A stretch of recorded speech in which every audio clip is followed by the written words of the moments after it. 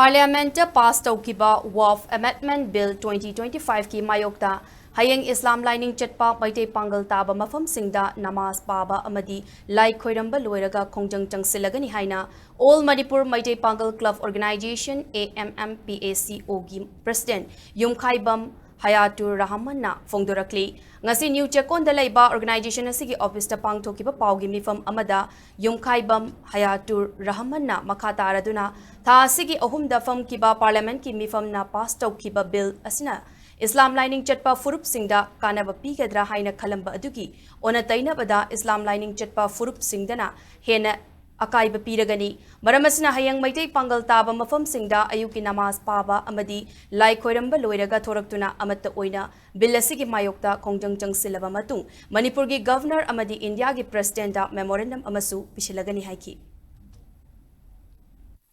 WAF Amendment Bill 2024-25 Sila Akanda, Islam Lining Chachaiba Ikoida, Yam Hena Afaba Kudong Sabu or Kadra Aydin Kalubni. Madugi ona tainabada Islam lining chaliba aikogi fruit sing natabada atopa community sing yaushalaga haibadi jati amada respect pinaraga magi culture amadi magi dharma adubu ikai khumnaraga yamna nusi chanana leminariba aduda amada cross oine yaushalhalaga aikoje hena nuaitaba tholopa yabagi akiba se aikoje phawre wafa MML Bill 2024-25 asigo aikoina oppose tawjari haiba oppose tawriba se future की खल्ला कांदा एको हेना नुसिनाबो पुरकनी हाइबगी दमते एको oppose तवनी मरम दि bill सिगी मनुंग दे याव